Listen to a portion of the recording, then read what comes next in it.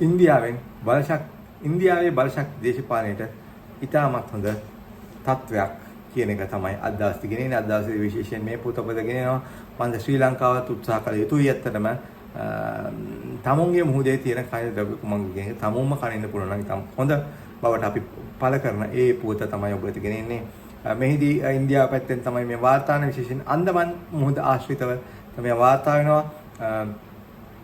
ඉන්දියාව මේ විදි සමත් වෙලා තිබෙනවා අන්දමන් දූපත් ආශ්‍රිතව ස්වභාවික වායු නිධිය ප්‍රථම වරට සොයා ගන්නට විශේෂයෙන් හයිඩ්‍රෝකාබන් බේසින් එකක් තමයි මෙහිදී සොයාගෙන තිබෙන්නේ. මේ අන්දමන් මුහුද ආශ්‍රිතව සොයා ගැනීමට ඔයිල් ඉන්දියා තමයි සමත් වී තිබෙන්නේ කියන එක ඔබට මතක් කරගන්න ඕනේ. මේක ඉතාමත් ප්‍රබලතම සොයා ගැනීමක් කියලා කියනවා. විශේෂයෙන් බලශක්තිය අත ඉන්දියාව බලශක්ති දේශපාලනයේ ප්‍රබලයෙකු බවට පත් කරන පොතක් තමයි මේ අද දවසේ ඔබට ගෙනෙන්නේ. මොකද ගොඩක් කට්ටිය මේ වගේ දේවල් ගෙනෙන්නේ නැහැ. ඇත්තටම මේ ඉතාමත් එකම නාලිකාව දේශපාලනය සහ දේශපාලන ආර්ථිකය වගේම ඉතිහාසයත් ඔබ ඉගෙනගෙන ජාත්‍යන්තර බල දේශපාලනය බලශක්ති දේශපාලනය ඒ වගේ කරුණු ජාත්‍යන්තර ආර්ථික කරුණු ඔබ ඉගෙනගෙන එකම නාලිකාව විසින් හඳුනන්න පුළුවන්. ඒක අපි කිව්වේ ඉන්දියාවේ දැන් මේ සොයා ගැනීම කොතරම් ප්‍රබලදමද කිව්වොත් විශේෂයෙන් 87ක් මීතේන් මෙහි අඩුවම් වී තිබෙනවා. මෙහිදී ඔයිල් ඉන්දියා සමාගමේ කොටස් 3%කින් මෙම පුවත වාර්තාවෙන් සමග ඉහළ ගොස් තිබෙනවා. මේකත් ඉතාමත් එමගින් ඔබට ඉතාමත් වැටෙනවා ඇති මේ සොයා ගැනීම කෙතරම් ප්‍රබලද යන්න පිළිබඳව තමයි වාර්තා කර තිබෙන්නේ. මේදී ඔවුන්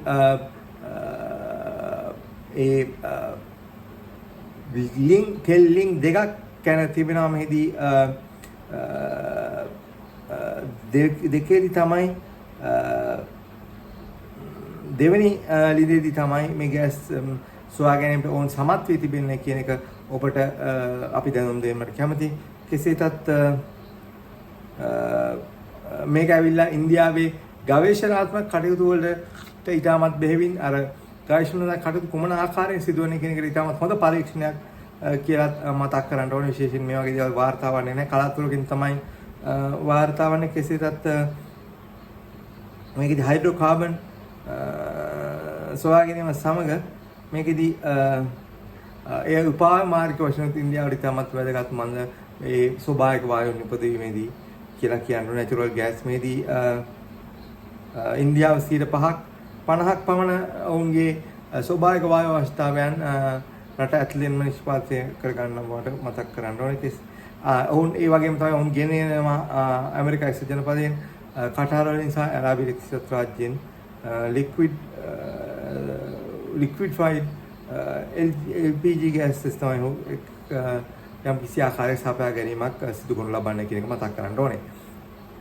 ඉන්දියාව දිගින් දිගටම උත්සාහ කරනු ලබනවා ඔවුන් යම් කිසි ආකාරයක මේ විදේශ සමාගම් වල යැපීම මත නැචරල් ගෑස් ආනයනය කිරීම යම් කිසි ආකාරයකට සීමා කිරීමට මේක තමයි ඇත්තටම කියොත් ඔවුන් ඉදිරියේදී කිරීමේ බලාපොරොත්තු වෙන ප්‍රධානම දේ කියලා කියන්න පුළුවන්. විශේෂයෙන් මෝදි අග්‍රාමාත්‍යවරයාගේ යටතේ 2030 වන විට 15%ක බලශක්තිය ස්වභාවික වායු ඇතුළෙන් නිපදවීමට තමයි ඔවුන් ප්‍රබල වශයෙන්ම උත්සාහ දරනු ලබන්නේ කියන එක ප්‍රකාශ කරන්න ඕනේ. කෙසේතත් ඉන්දියානු මාධ්‍ය කියලා මේක ඉතාමත් ප්‍රබලතම සොයා ගැනීමක්. මේක තවත් මේ භූතලයේ ඉතාමත් විශාලතම දෙයක් ඉඳලා ඉතාමත් මේට වැඩි වායු ප්‍රමාණයක් මේක තිබෙන්න පුළුවන් කියන දේ මා කරනවා. කෙසේතත් LNG ආනයනය කරන ඒ ටර්මිනල් එක හෙවත් දොරටුව ඔවුන් ඊට වැඩි දියුණු කිරීමටත් ඔවුන් යම් කිසි ආකාරයකට ඔවුන් උත්සාහ කරනවා කියන එක මතක තබා ගත යුතු කාරණයක්. මේ අනුව ලංකාවත් ඇත්තටම කිව්වොත් උත්සාහ කළ යුතුයි මුහුදේ තිබෙන ස්වභාවික වායු තිබෙනවා තමම වැඩි කර ගන්නට හෝ ලංකාවට වාසදායක කොන්දේසි අර්ථේ මෙය ලබා ගන්නට අනිවාර්යයෙන්ම ලංකාවේ තිබෙනවා අතනගසූ දෙයක් නැචරල් ගෑස් ඉන්දියන් ආශ්‍රිතව ඒ සිල් කටයුතු සිදුවන දැකීම තමයි අපගේ ප්‍රාර්ථනය. මේ වගේ තොරතුරු බලශක්ති දේශපාලන තුලදී දැනගන්න අපව subscribe කරන්න කියලා ඔබට ආරාධනා කරනවා.